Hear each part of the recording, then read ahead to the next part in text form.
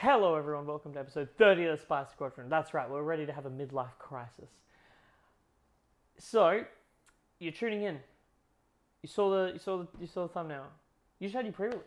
Have you had a pre-release? I have pre-release. Have I had a pre-release? You had pre-release? I think we've had 4. I think we did go to 4. And by the time this is released, we will have our 5th coming up on our Tuesday. So that's super exciting.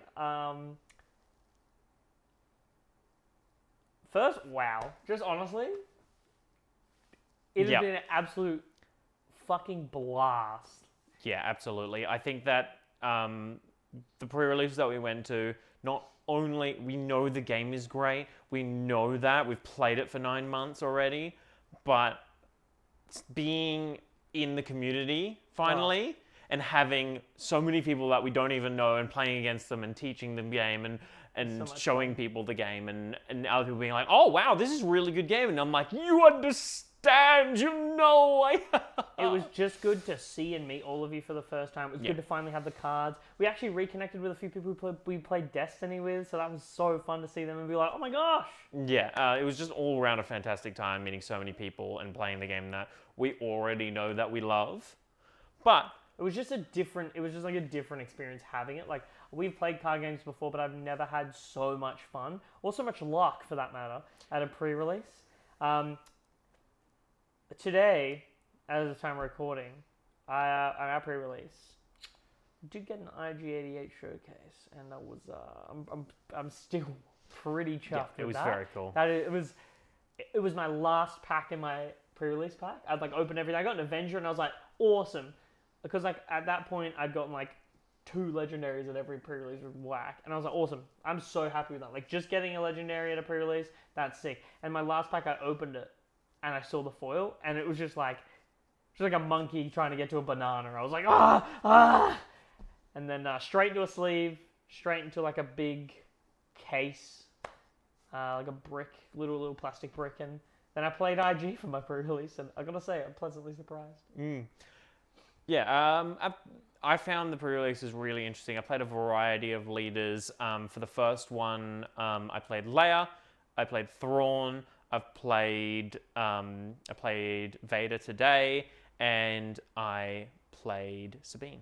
See, I played Sabine, Krennic,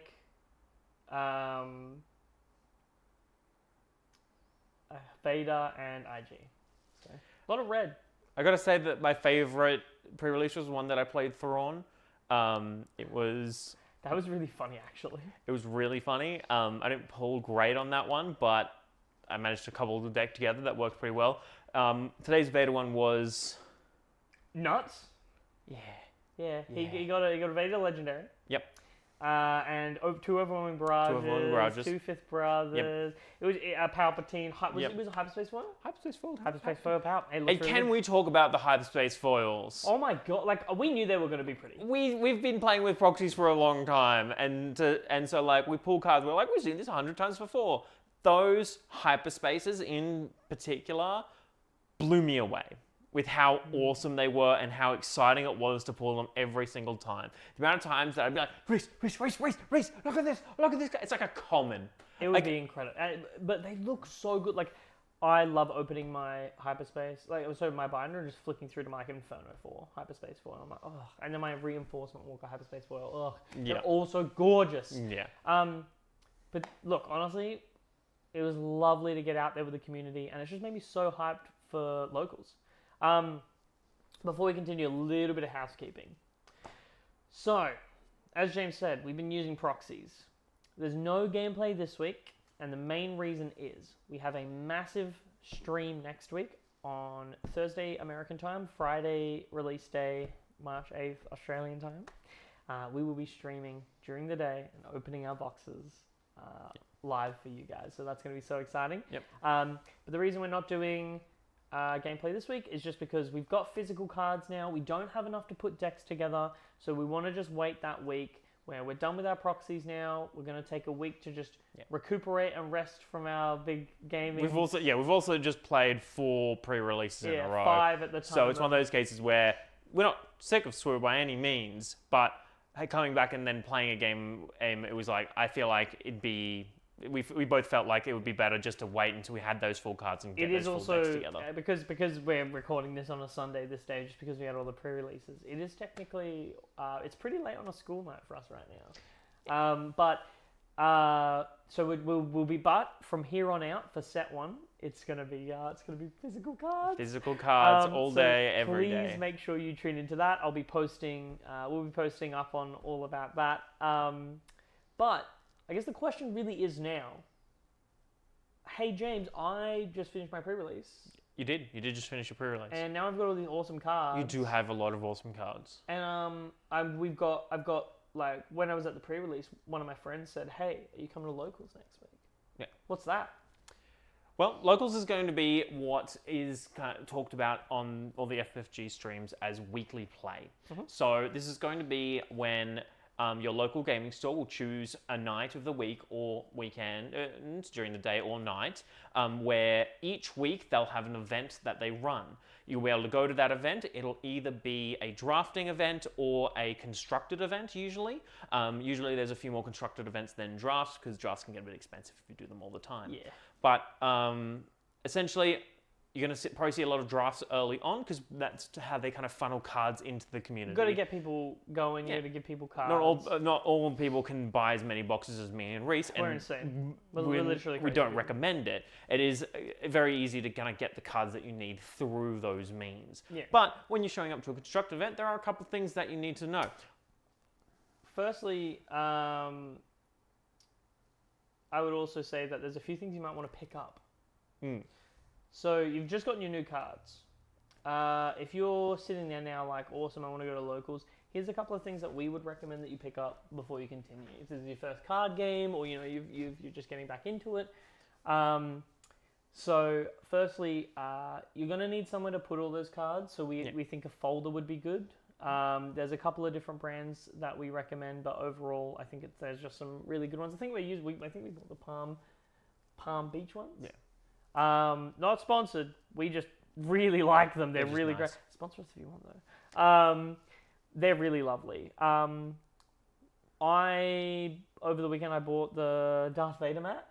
Yep. Oh, it's awesome.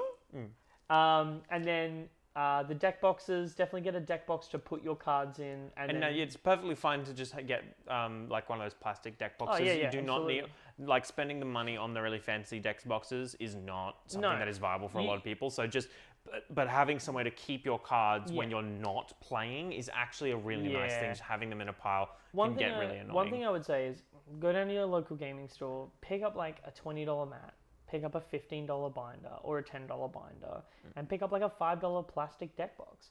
And once you've got all that, you're really set. The punch-out tokens, cardboard, and the cardboard tokens from the starter deck honestly will do the job for quite a while. Yeah, absolutely. If you do have the money and you want to fork it out, I do think that the token set is really good, but it is a bit on the... The Game Genic token set is actually very, like, very they're incredible. nice. It's incredible. You only need to buy one set and you're set for like... You're set. But they are, I will say, as much as I love them, and I would definitely recommend you can get them if you have the expendable income, they are a bit on the pricey side. But look, I would say that you get your money out of it.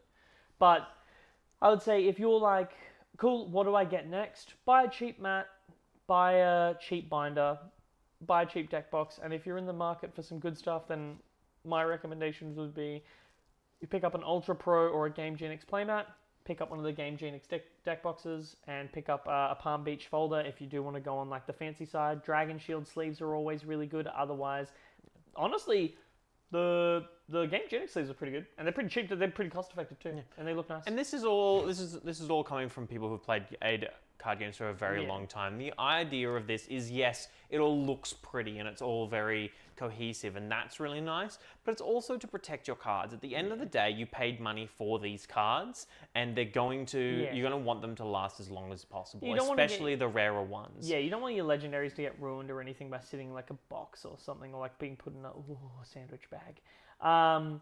But definitely go purchase some sleeves. If you have gotten a showcase, I will recommend sleeving it up and then putting it in a top loader, which is like a little plastic thing you can buy just to keep it safe. But those would be my recommendations for your next purchase. Definitely get some sleeves, deck box, folder, mat. all that stuff, whether you go cheap or fancy, as long as it gets the job done. But now that you've got all that, and you've got your cards, and you put your deck together, you go to locals.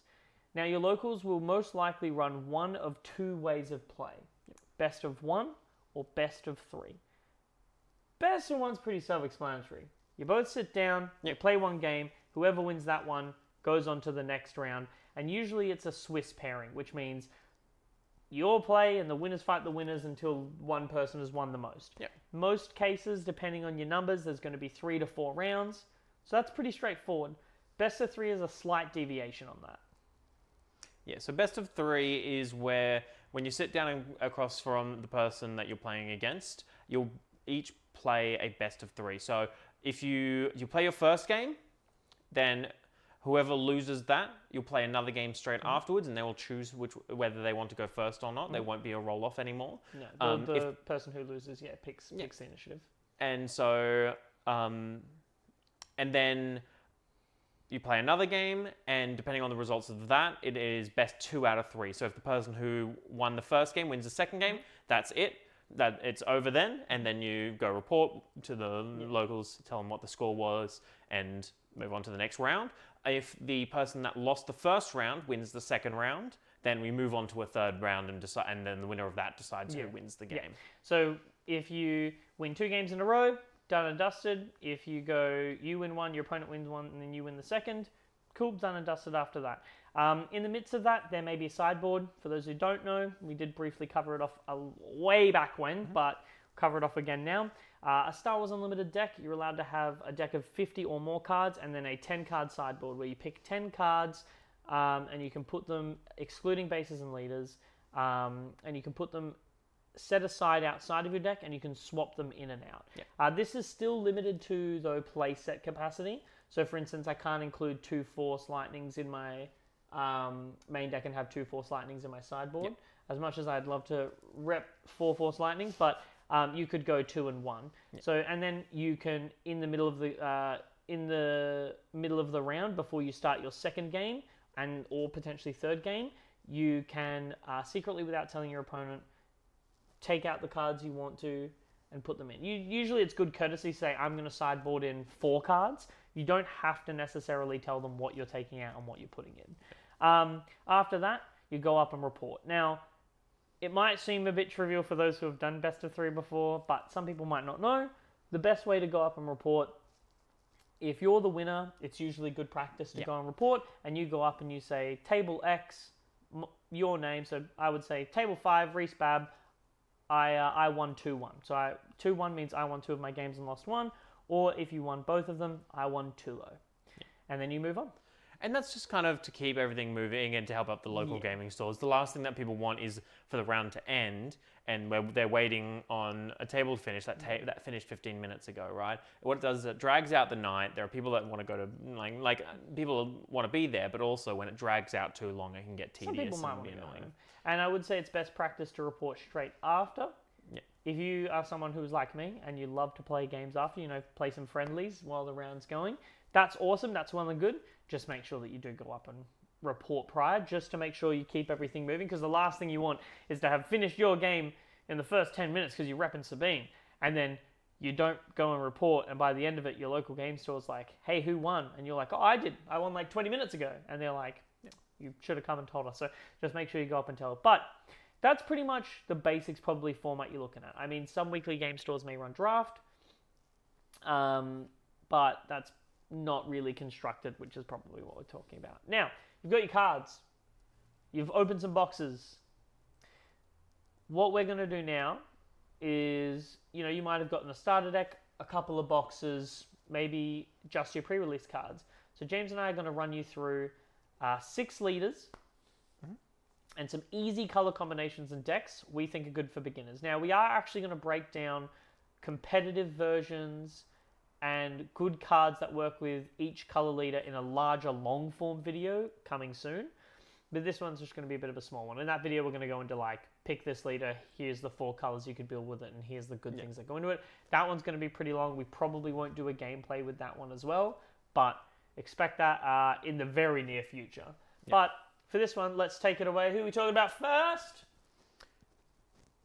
Talking about we're going to talk about, first thing we're going to talk about is the cards that we know you're going to have. So there's 2 leaders that you are always going to get at these pre-releases that you've been to. So we're going to start with those 2 as kind of the building blocks, and then go into some common leaders that you've probably pulled over the course of the... Now, those leaders, Luke and Vader, they both come in this pre-release box. Yep. They're both fantastic leaders that you can build really nice decks with, especially if you've got the starter deck to go with it. Even just like, and we're just gonna kind of assume you probably got maybe like 1 box, a couple of legendary, like 1 or 2 legendaries, or maybe 2 or 3, and you can kind of start doing. Yeah, you've opened a couple of packs, so you've got a couple of cards to put in. Yeah. So when you're looking at, let's go with Luke first. Yep. Yellow Luke. We'll talk about Yellow Luke because that's kind of where the starter deck happens. And there's the starter decks of Star Wars, and we've talked about it before. They're fantastic starter decks. It's very easy to kind of make those decks into quite competitive and viable decks. 100%. And most of what you're going to be doing is just messing with the ratios on the decks a little bit. It's mainly just adding in and tweaking, taking a few of the cards that are not as good out and putting in some more that are strong. So let's, I guess, start from the top. Let's cover off a bit of the blue side, because to me it's a bit of a no-brainer for blue. Yeah. So first thing you're going to want to increase is your Yoda count. You want to bump your Yodas up to 3. 100%. If you get Yodas, you want to increase them a bit. I would also say you may want to reduce the Luke's lightsaber counts down to maybe 2 instead of 3, because you definitely get a place in there, but you probably don't need it at 3. And another card I would increase if you pulled it is Obi-Wan Kenobi Following Fate. Yeah, absolutely. Those and to add to the kind of rares that you can kind of start to put into these decks, Electro Staff is one of those ones that is goes with, and Jedi Lightsaber both go really well into that Luke deck, especially if you've got those Obi-Wans to be able to, like Obi-Wan with Electro Staff goes very hard in a lot of situations. It's very easy because a lot of the good early game commons and rares are Force. So it's really good and easy to include those to bump up your Luke deck. If you've got any Kanans or the Forces with me, put them in as well. Those are really great includes. And even include Guardian of the Wills as something. That's if you've got if you're adding in a lot of those Electro Staves and like Jedi lightsabers and stuff like that, Guardian of the Wills is a really interesting card to be able to add in that isn't in the starter deck and adds Force synergy into that deck. Absolutely. It binds all things is a nice one to bump up, but most importantly, the blue card, if you did manage to pull it, Luke Skywalker Jedi Knight. Absolutely. If you manage to put in even just one, putting him in, he's going to do some good, and it's going to feel so cool when you get to play him. Absolutely. But those are definitely our blue cards that we would put in and add in. We'll talk about the yellows now, and then we'll talk about some cards we'd take out or trim down. For the yellows, definitely more Han Solos. If you got them, put them in. Yep. Definitely recommend Chewbacca. Chewbacca is a really interesting card that really good. Can do a lot of... there's a lot of situations where he works really well. It makes it really awkward for your opponent to kind of deal with your stuff. Yeah. Bumping up the shoot first count, bumping up the surprise strike count, it can never hurt. Trust us on that one, it's always pretty good. And then another card I'd put in, the Fallen Surgeon. I know it's our card and we love it, but having a 2-cost 3/2 is never bad. We love that guy.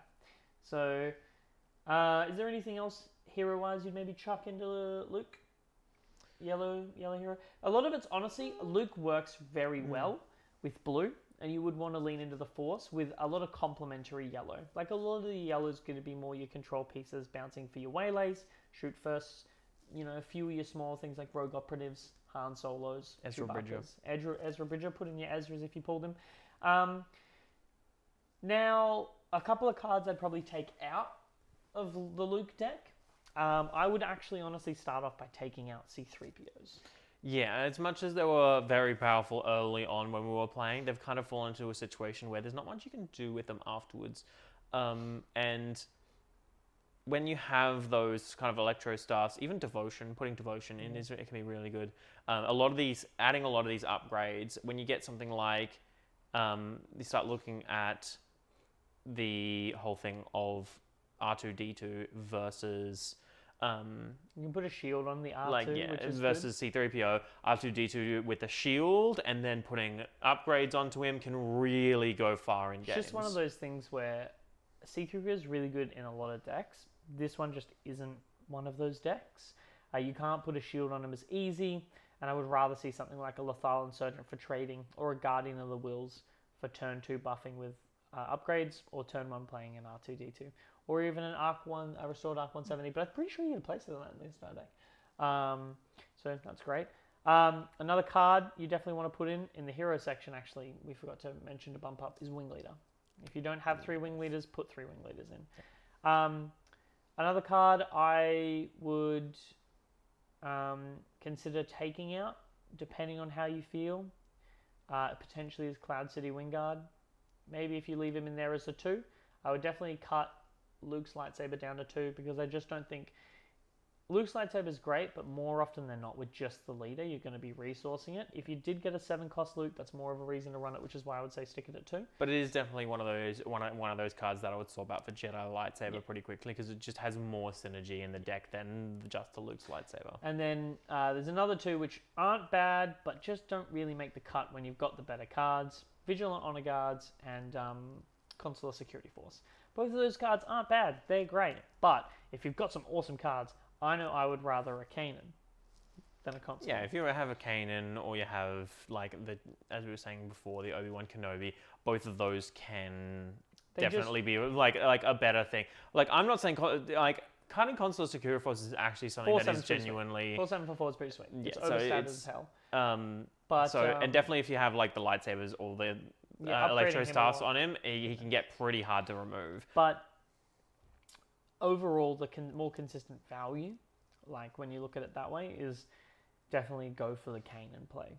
So that would be our removes. Includes and upgrades to your Luke starter deck. Pretty sure there's another guy in the starter deck, I think. Your father. No, not your father. It's Luke's father.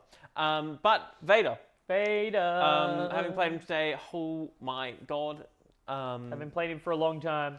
Oh my god. Crazy. We're going to be talking about a green Vader. Yep. And the first thing I'm going to say with the green Vader is what you want to do is you want to make sure that you have 3 super laser technicians and resupplies in there. Yeah. Out of the 2 decks, out of the making yellow blue Luke competitive versus making green Vader competitive, I won't lie to you, green Vader is really easy to make competitive. Versus the blue yellow Luke. I mean, there's definitely some options. Luke is an incredible leader and he works so well with all the colors, but Ramp Vader, as you've probably heard, or if not, is easy to upgrade. So if you've pulled resupplies, which I believe is a common, and if you've pulled Super Laser Technician or Death Star DJ, which I believe is a common as well, upgrade them to 3 each in that deck. The sooner you can get Vader out, the better. Now, if you pulled an Energy Conversion Lab on Iadu, the base, absolutely replace that base out.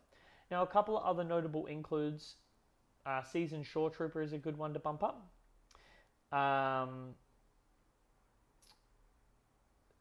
There's bumping up your Force Chokes. I think at the end of the day, I think that the earlier stuff is good in the Vader deck. What we're looking for is the later game stuff that you're ramping to that only has kind of 1 or 2. I'd probably bump those up coming up a little bit. One early game card I will say that you absolutely need to run through of is Fifth Brother. Yes. Definitely, if you pulled Fifth Brothers, put him in. But after that, most of the early game stuff can stay. Viper Probe Droid can stay. TIE Fighter can stay. Death Star Stormtrooper can stay. They're all fine. They're 1 cost. They easily turn on his ability to ping. That's all awesome.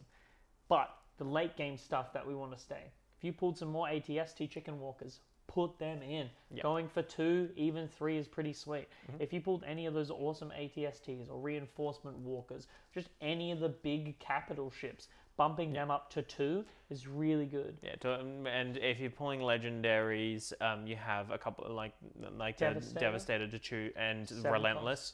Relentless are only a rare. And there's 1 in the starter deck already, but I would bumping that up to 2 is not a bad idea at all. Bumping that up to 2 is a good idea.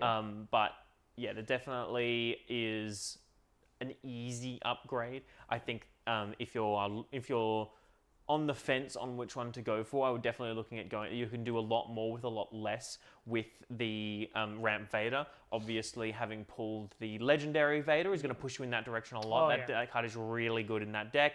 Yeah. As expected. Obviously, the 2 big legendaries, if you pull them, run them.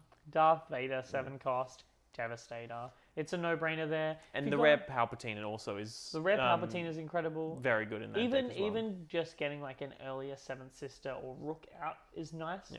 So looking out for some of those more rarer high-cost cards, and even a lot of the uncommon high-cost cards. Like if you're like, I didn't get any Palpatines, guys. Well, that's okay.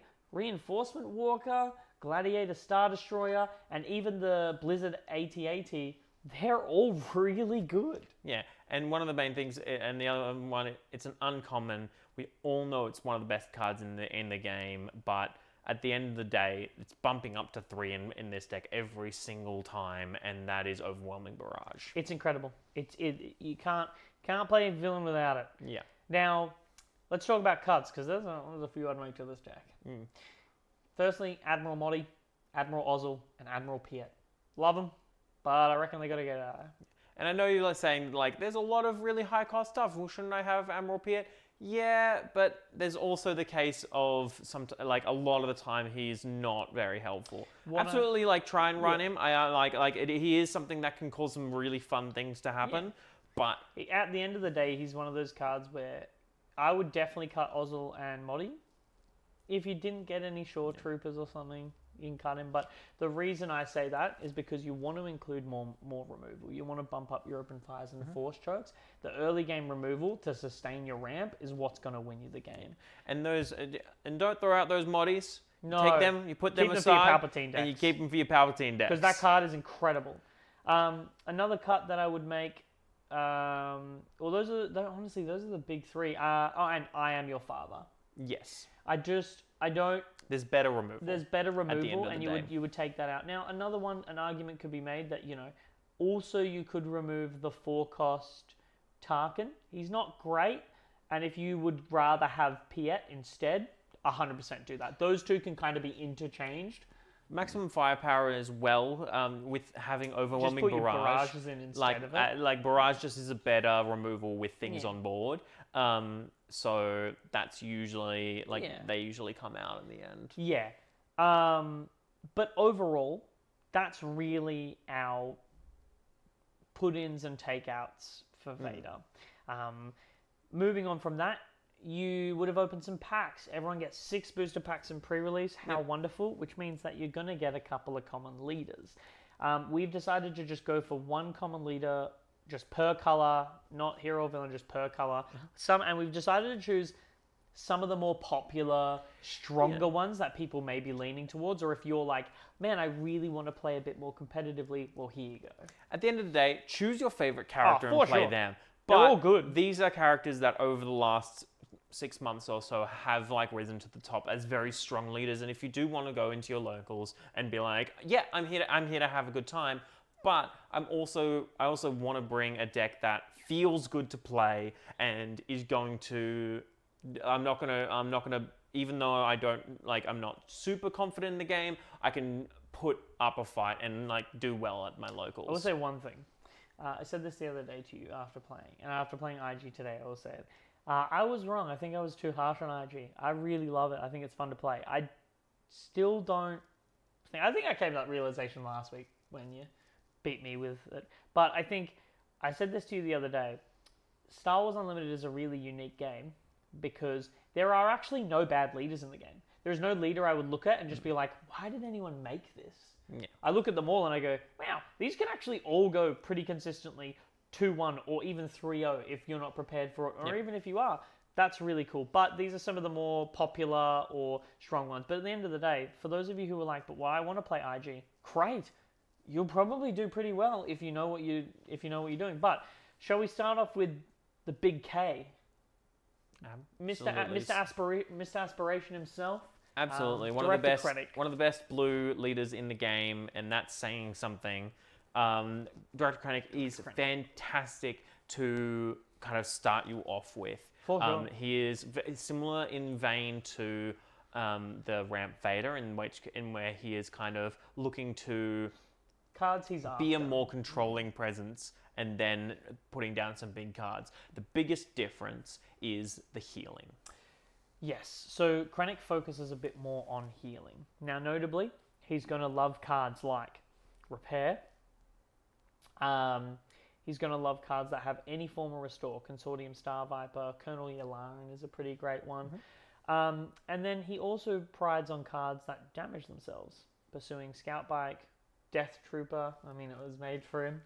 And then you've also got Delmico. He restores, bumps it. All of the Inferno Squadron work really well in this deck. Absolutely. Task works well. Inferno 4 works well. Delmico works well. Yeah. And this is a deck that's trying to essentially build up and control the board and lock out aggro with healing. Yeah. Director Krennic himself has Restore 2, which is very good, and comes out at so 5 at a good. 2/7 body, which is huge. Who only gets stronger if you try to defeat him. Talking about the Luke deck, we talked about Devotion, we talked about Electro Staff. Running both of those in that Both deck of is those are insane. huge in this good. deck, making him a 4 Restore, or even just one of your other... Chonk and Krennic up is good, but yeah, just being able to beef up the others. But Krennic works best with green.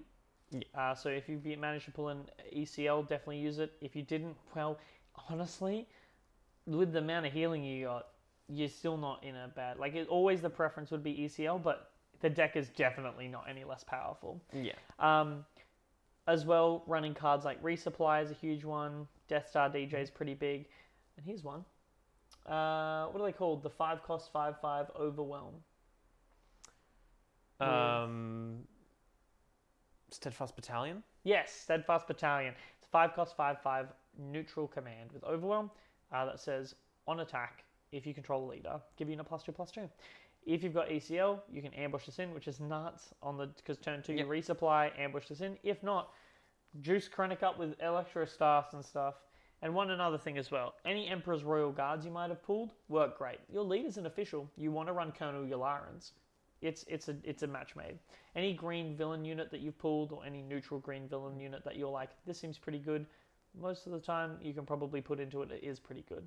And the only, like, yeah, if you can put your Vaders into this one as well, but really this deck runs really well without any legendaries in it. Both of the blue legendaries you can slot in. Avenger is a big ship and kills things. Ain't nothing wrong with a big ship. There's nothing wrong with a board wipe. Yeah. It's going to come in handy every now and then, but this deck is one that really doesn't need them. It goes really hard, doing a lot of really interesting stuff without any of those legendaries. I've played games where I've never seen a Vader, because in my build I only run 2 Vaders. I've played games where I've never seen a Vader, and it's just been a clean game. So it's a really great deck. But yeah, running stuff as well, like Power of the Dark Side, takedowns, and vanquishes, I would prioritize getting those if you can, and making openings. Yeah. But other than that, honestly, the deck, my favorite part about pretty much all the decks we're about to talk about, you just don't need legendaries, and you don't need that many rares either to make them function. So those would be our includes for Krennic. If you pulled it, awesome. Definitely include those cards. Now, next up, she's lean, she's mean, and she's green. You will most likely probably play it against someone who was running one of these leaders, but highly likely against this one because she is just nuts. But it's Leia. Yeah, absolutely. And Leia is one of those leaders that is so easy to build around because it's just... Everything's Is common. this a rebel? Yeah. All right. We're going to talk about the red version because it's just smooth as butter. Smooth as butter is a very good way to put it. You get a lot of commons and uncommons. Should we just go through and name no rares for the includes? Yep. For just a moment. So you've got A-Wing. Sabine. Yep. Battlefield Marine.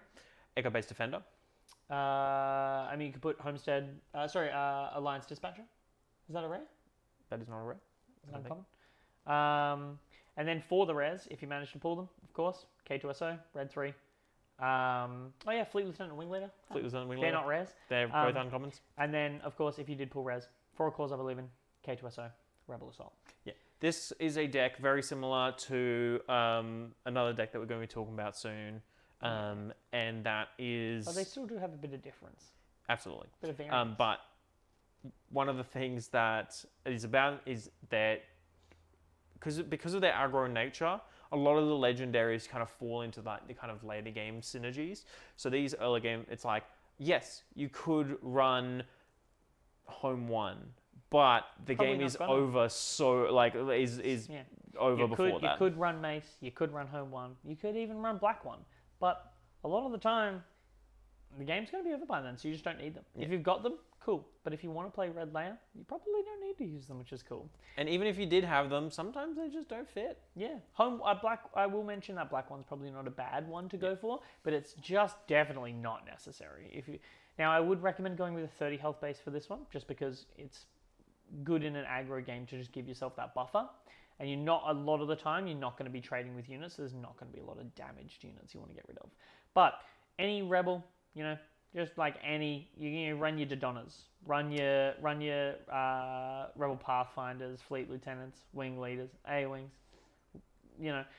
echo bases, battlefield marines. All those cards are pretty much just commons. They're so easy to get. You're going to have open heaps of them.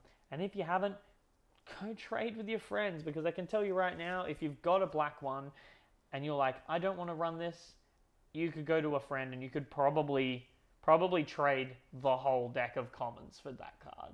Because commons aren't going to be a lot. Everyone's going to have them.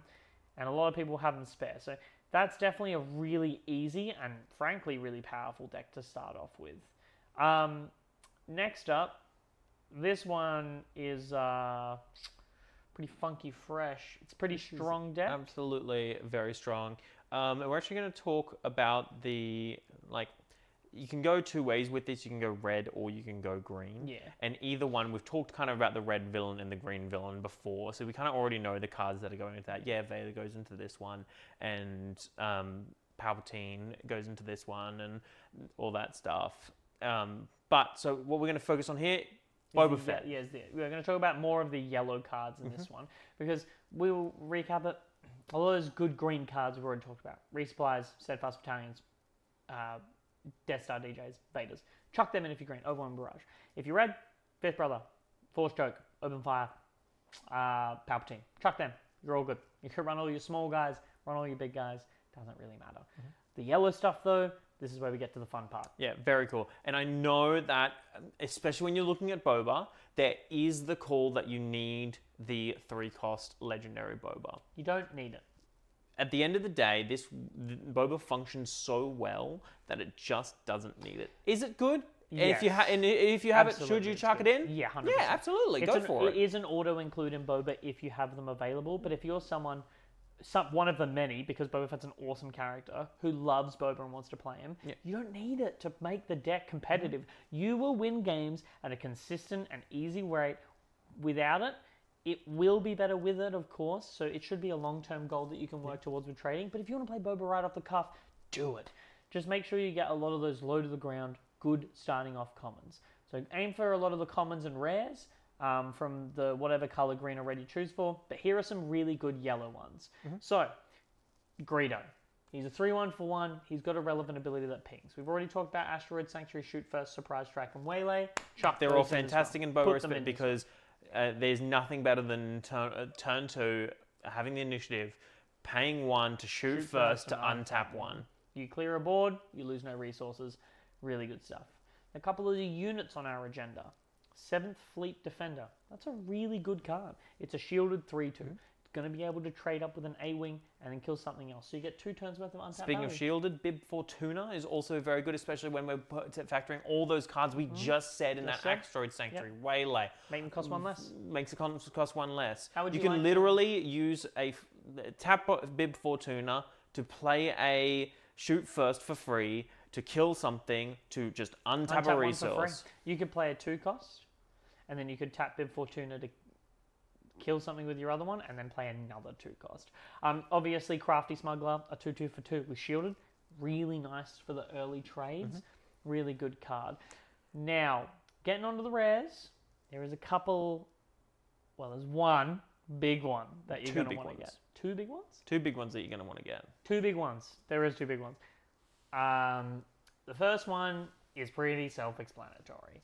You're going to want to get Fet's Fire Spray. Yeah, absolutely going to want to get Fet's Fire Spray. Running 2 to 3 of this card, for me, is nearly a must. Now, if you don't have any Fet's Fire Sprays, again, don't be discouraged. But if you do, definitely put it in. 100% always put it in. Yeah, it's just one of those cards that is so good at closing out games and so good at finishing off your opponent that it's one of those cards that really shines in Boba because the ability to just come in ready whenever Boba's there.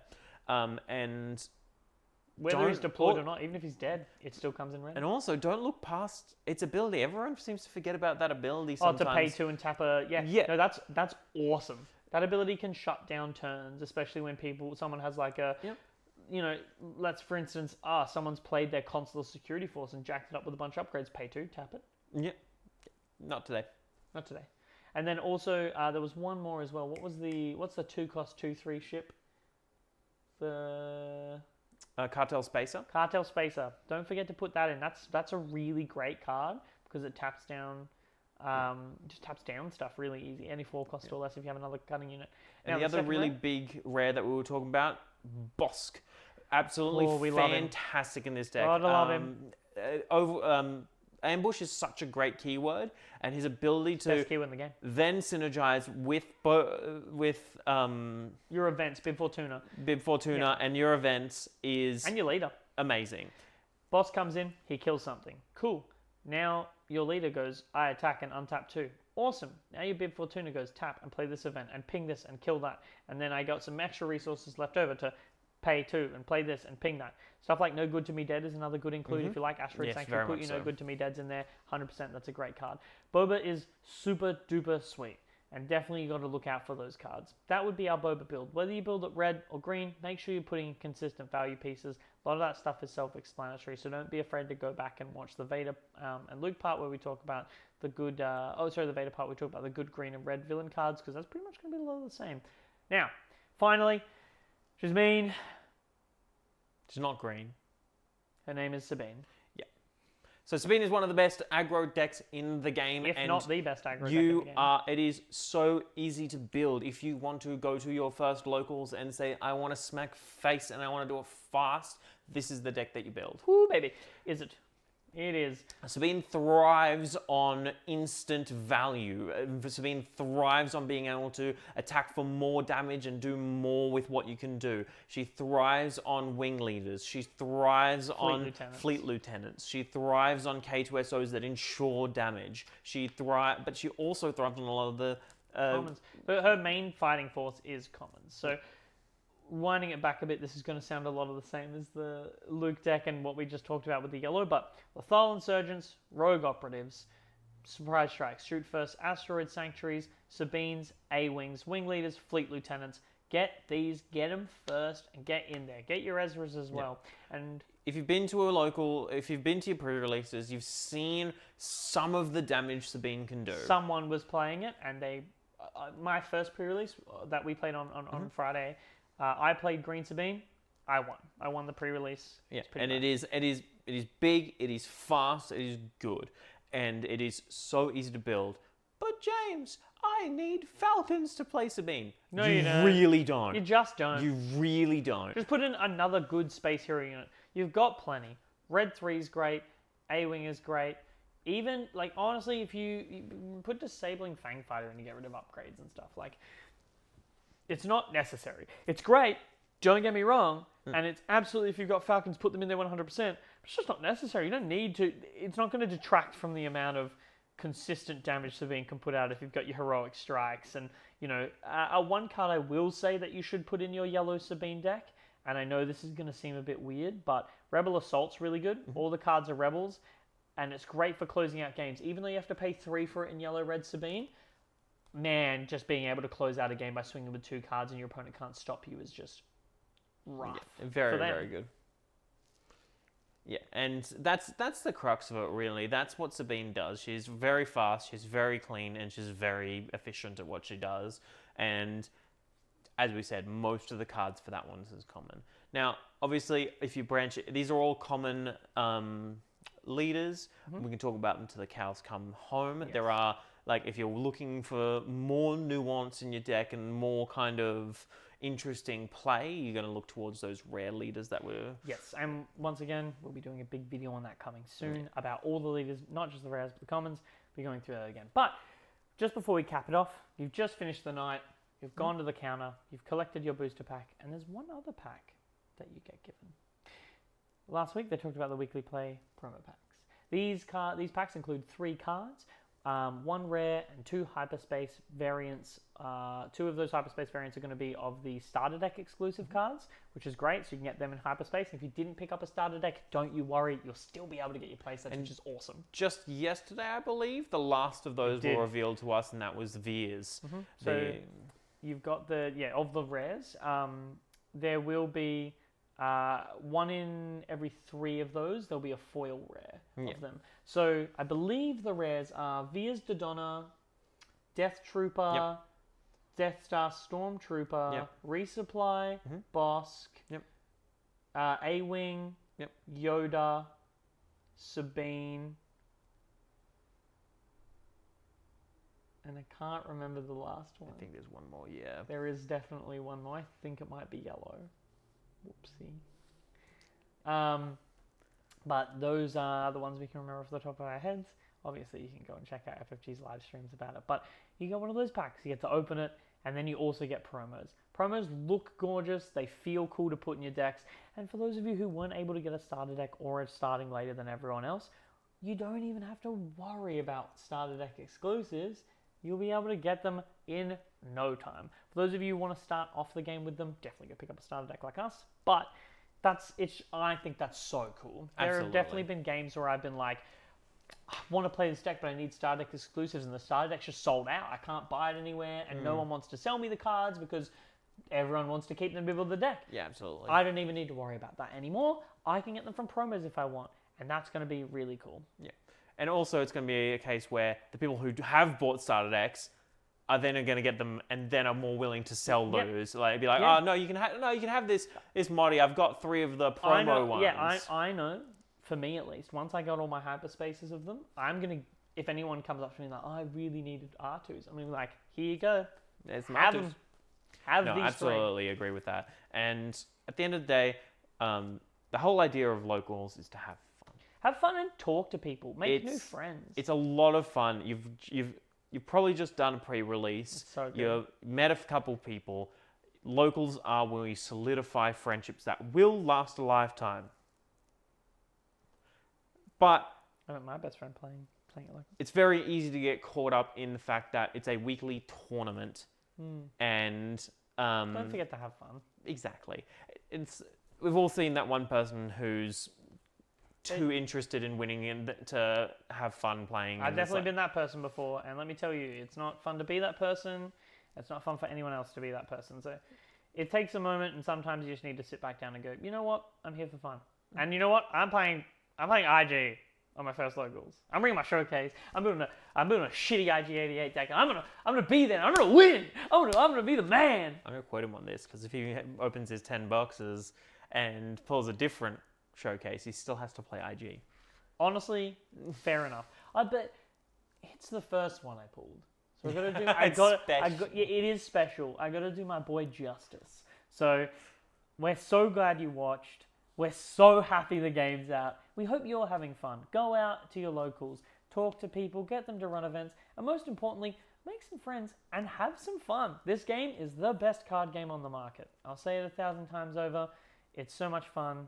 And if you want to learn a bit more about it, we'll come on Mosey on down next Friday and watch us open some boxes, and we'll be talking to you there. If you're in the live chat, ask us whatever you want. Yeah, we'll have the chat running as we're opening up boosters and boosters and boosters. You guys can ask us what we think of certain cards, what we want to do with certain cards, what we're going to build, and we're going to be talking to you guys for at least a couple hours as we're just opening up boosters and chatting with you guys. It's going to be so much fun. We're so excited. I'm so excited. And we really hope to see you there. So just hit that subscribe button to get notified of when we go live. Subscribe, ring the bell to make sure the bell will tell you. The subscribe button is just nice because it means we know you care. But the bell is the real subscribe button because it lets you know when we're going to do that live stream. Yeah. Otherwise, keep an eye out on our socials. I'm sorry no gameplay today, but we will be having a pretty cool gameplay with real cards soon. So please come and check it out. We hope you had a wonderful weekend, and we hope you got some great cards. I hope you got a showcase. I hope you got a showcase. I hope you. Yeah, no, not you. Move over a bit. Yeah, you. I hope you got a showcase. You. Alrighty. Well, we will see you on Friday. Bye.